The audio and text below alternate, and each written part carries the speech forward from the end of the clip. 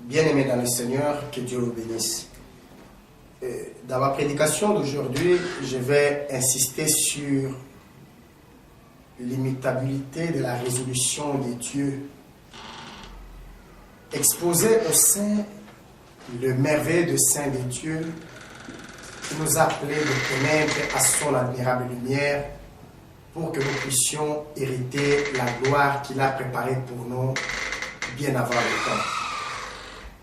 Lisons d'abord les témoins des Écritures. Romains chapitre 8, versets 28 à 30. Nous savons du reste que toutes choses concourent au bien de ceux qui aiment Dieu, de ceux qui sont appelés selon son dessein.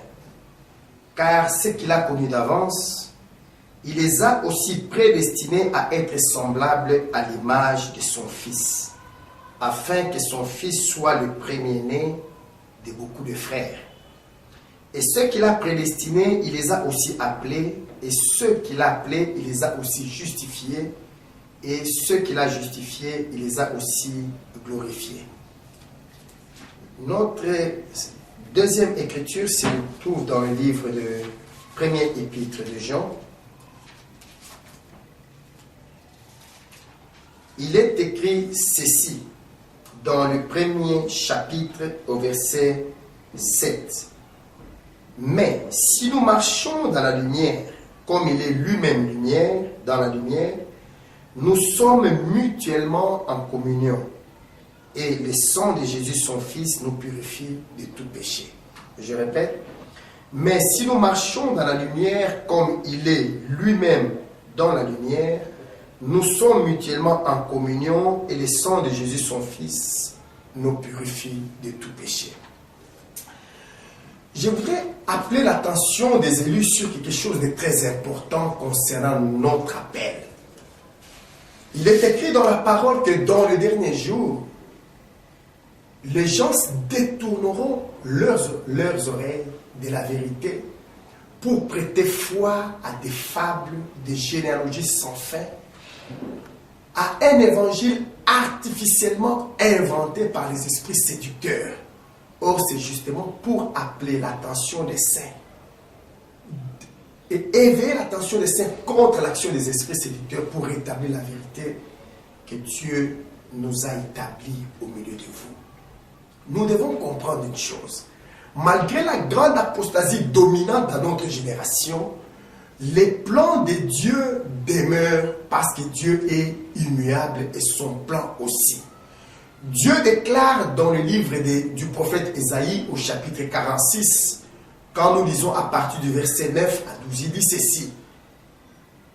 Examinez, vous ne trouverez pas d'autre Dieu semblable à moi. Un Dieu qui est annoncé la fin de le commencement. Mes arrêts subsistent et j'accomplirai toute ma volonté. Je l'ai dit, je l'exécuterai, je l'ai déterminé, je le ferai. Nous comprenons par là ceci. C'est-à-dire que Satan n'a pas pris Dieu au dépourvu. Dieu a un plan et ce plan marche vers son déroulement et de déroulement vers l'achèvement. Nous comprenons que ce que Dieu a dit s'accomplira et s'accomplira infailliblement. Les hommes changent. La philosophie des hommes change. Les religions des hommes essaient de s'adapter à la mentalité des gens dans cette génération.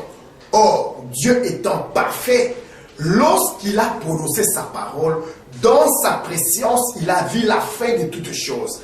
Dieu savait que le mal se manifestera. Voici pourquoi au jardin d'Éden, Dieu dit à Adam, au jour où tu mangeras le fruit de cet arbre qui est au milieu du jardin, tu mourras.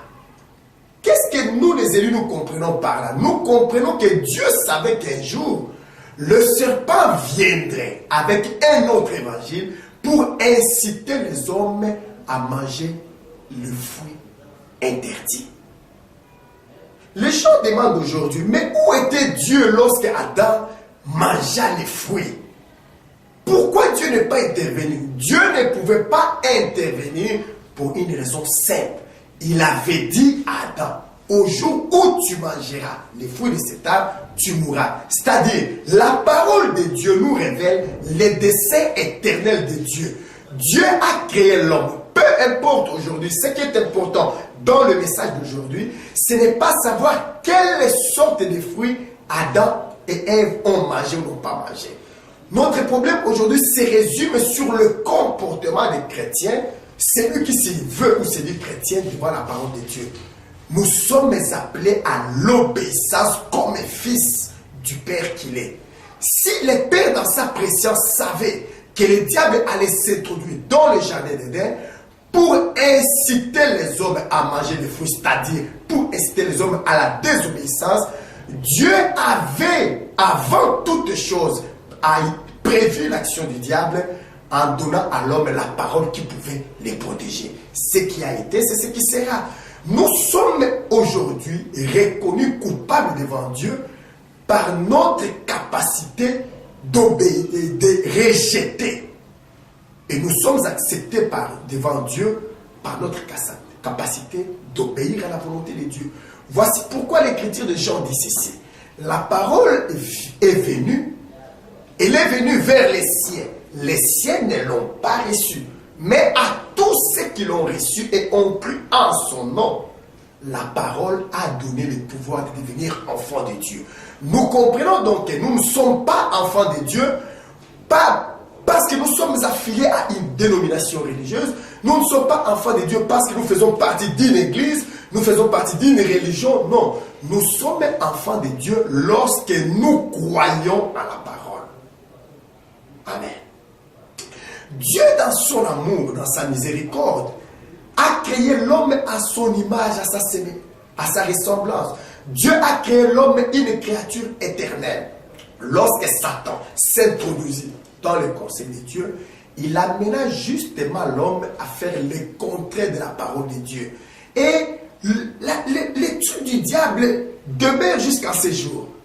Qu'est-ce que Dieu vous a dit? Non, Dieu a dit que nous en mangerons, mais le jour où nous mangerons le fruit qui est au milieu du jardin, le fruit de l'arbre qui est au milieu du jardin, nous mourrons.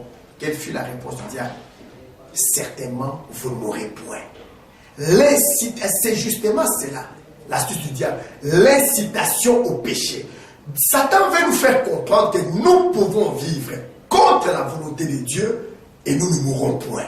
Satan veut nous faire comprendre que nous pouvons désobéir à notre Église, à la parole de Dieu et nous ne mourrons point. Voici pourquoi aujourd'hui, dans nos églises, l'ainsi dit le Seigneur a été supplanté par les ainsi dit nos églises. Et quand vous pointez avec la vérité, chacun essaie de se cacher derrière sa dénomination. On vous dira, notre église n'enseigne pas ceci. Notre dénomination ne croit pas en ceci. Notre religion croit de cette manière-là. Or, je ne cesse de le répéter à l'intention de tous les saints de cette génération. Lorsque nous paraîtrons devant Dieu en ce jour-là, parce qu'il est réservé à tout homme de mourir une seule fois, après vient le jugement. Lorsque nous paraîtrons devant Dieu en jugement, nous ne serons pas jugés en accord avec notre appartenance religieuse. Nous serons jugés en accord avec la parole de Dieu. C'est-à-dire, durant le temps où nous avons vécu, durant le temps de notre pèlerinage, nous avons obéi, oui ou non, à la parole de Dieu. C'est pour essayer de faire comprendre aux saints cette chose. La parole de Dieu demeure éternellement. Et si la parole de Dieu demeure éternellement, c'est-à-dire son dessein de vivre éternellement avec une race élue, une race qui lui appartient aussi, demeure. Voici pourquoi l'apôtre Paul dit ceci: toutes les choses contribuent. Nous allons relire les Écritures. Nous savons du reste que toutes les choses concourent au bien de ceux qui aiment Dieu, de ceux qui sont appelés selon son dessein. Parlons un peu de cet appel selon le dessein de Dieu.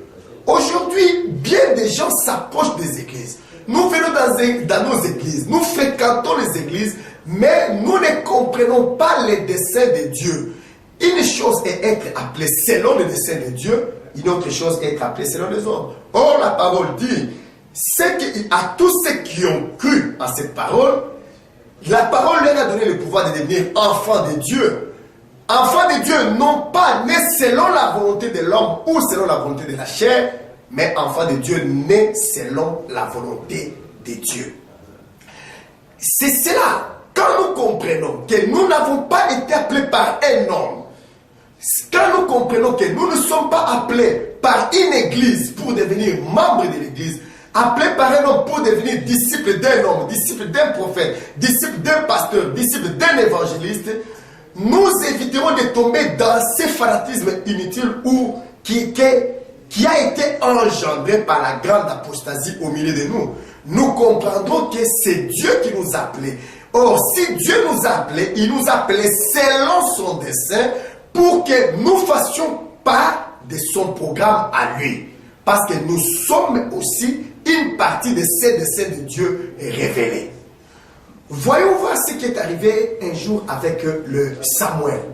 Le jour où Dieu appela Samuel, Samuel a entendu la voix de Dieu. Samuel se réveille. Il est où? Dans un temple.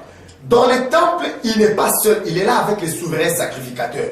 Nous savons que les souverains sacrificateurs, c'est l'homme que Dieu a placé comme sentinelle de son peuple. Il est sentinelle de son peuple. Il n'est pas propriétaire du peuple de Dieu. Mais c'est Dieu qui appelle dans une génération, c'est Dieu qui appelle l'homme de son choix, le pasteur de son choix pour prendre soin de ses brebis. Et c'est le propre Dieu qui appelle les brebis vers les pasteurs. Souvenez-vous qu'un jour Jésus, lorsque Pierre appela l'attention de Jésus sur la multitude qui s'éloignait de la vérité révélée, Jésus leur répondit à Pierre ceci: personne ne peut venir à moi si le Père qui m'a envoyé ne l'attire.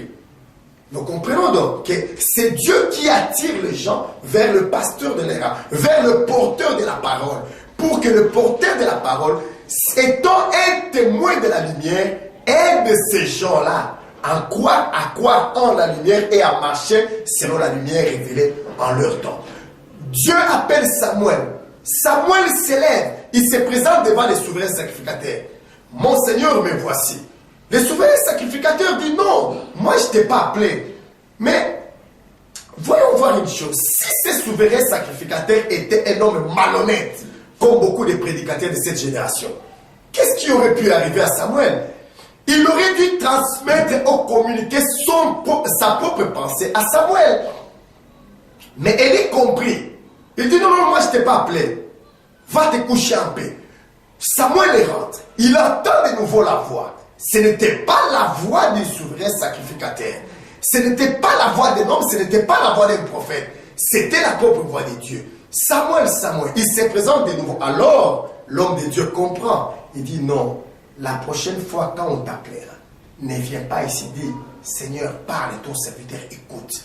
C'est-à-dire, une chose est être appelé par Dieu, une autre chose est être appelé par l'homme. Mais la Bible dit que toutes les choses concourent au bien de ceux qui ont été appelés selon les desseins de Dieu. Car ceux-là que Dieu a connus d'avance, Dieu les a prédestinés à être semblables à l'image de son Fils Jésus. Voici pourquoi je parle du déroulement d'un plan de Dieu. Un plan infaillible, un plan qui ne peut être vaincu par aucune manœuvre du diable. Aujourd'hui, dans nos églises, on parle beaucoup du diable. On parle de ce que le diable est capable de faire. On parle de ce que le diable est en train de faire. On parle de blocage. On parle de tout esprit, de toutes sortes d'esprits mauvais et de leurs actions. Mais on oublie de glorifier celui-là qui a établi son dessein d'élection souverain, dessein qui s'accomplit infailliblement et qui marche vers son terme. Nous comprenons donc, si la Bible dit que ce que Dieu a connu d'avance, il les a prédestinés à être semblables à l'image de son Fils, c'est-à-dire la séduction qui agit aujourd'hui en ces fins de temps ne pourra jamais emporter les élus de Dieu. Pourquoi? Tout simplement parce qu'ils sont les fils de cette vérité. Ce sont les fils de Dieu Un véritable fils de Dieu est une sémence de la vérité, une sémence de la